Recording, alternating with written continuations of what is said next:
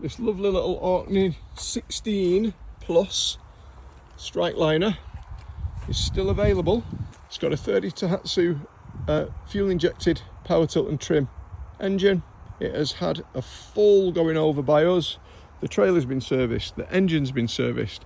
It's got a brand new steering system fitted.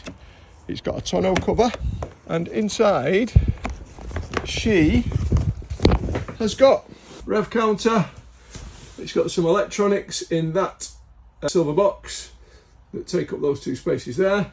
Compass, remote control, Icon VHF, twin fuel tanks, rod holders, manual bilge pump, twin batteries with 2 battery isolator. Look at the hull, really good seagoing hull on that. Down the main central keel, 5,000 quid for this boat, 3 months warranty on the engine.